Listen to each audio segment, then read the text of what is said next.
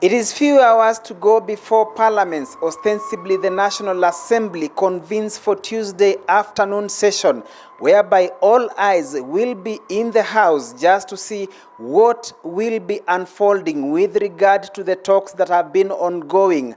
Talks of what is on the table, what is under the table, which cards have been displayed, which cards remain hidden. But to tell us more, I am joined by the UDA Secretary General, Senator Hassan Omar. Mheshimiwa, if you could just take us through. I can say with relative certainty that the impeachment motion is on course, and the expectations is that it will be tabled tomorrow, and I am certain that the motion will enjoy widespread support across the political divide. In terms of the numbers, what do you have as a party and the affiliates that you expect will help carry this through? The numbers are extremely overwhelming. By the last count, I think we were in excess of 300. And I do see that the motion will be carried overwhelmingly. Now it's the strategy about the aspects of tabling the motion and the debate in Parliament.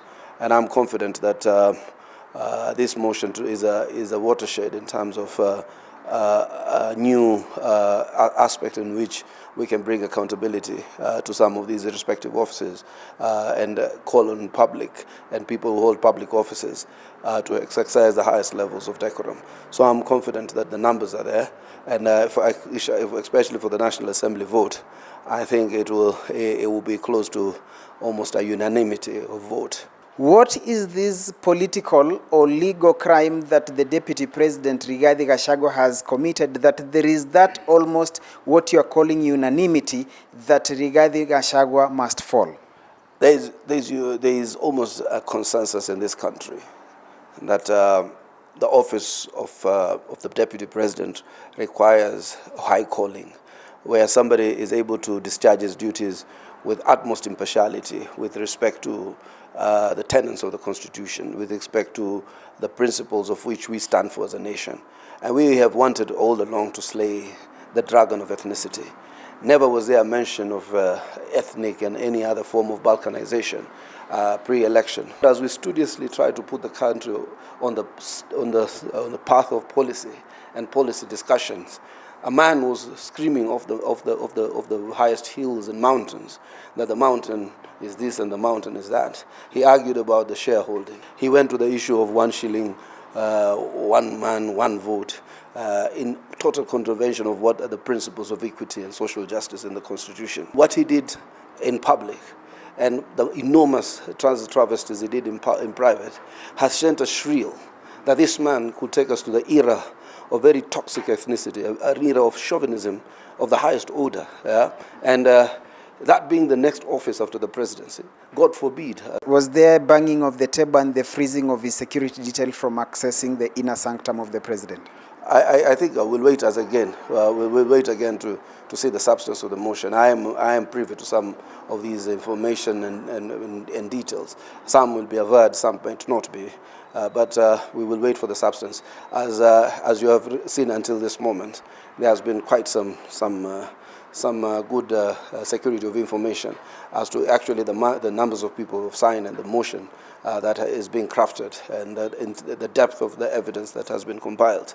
So we'll wait for tomorrow. I think it will be, or the time when the entire document is compiled, and that will form the basis of our impeachment. We are dealing with a person who, in our many considered view, is an affront to the unity of this country and to the programs that the Kenya Kwanza government wants to undertake. What is this that is making the whole process shrouded in mystery to an extent that we cannot tell the numbers, we cannot tell the motion mover, we cannot tell the charges? You've seen the temptation usually to preempt processes and abuse the process that are laid out in our Constitution.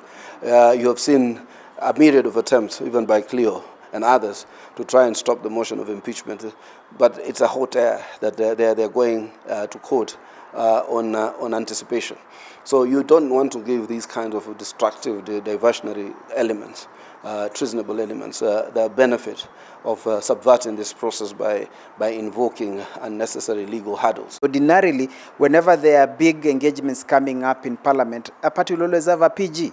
There's a PG and then there's Parliament. People have canvassed this matter beyond the parliamentary group of either UDA or Kenya Kwanza. The caucusing has been sufficient, and we realize that this agenda is bigger than the UDA party, and therefore, having taken a natural life in Parliament, we have left Parliament to canvass it to its logical conclusion. For the DP Rigathi Gachagua, will he employ a blue ocean strategy, or will he go the red ocean strategy? You murky the waters and see how the cookie will crumble.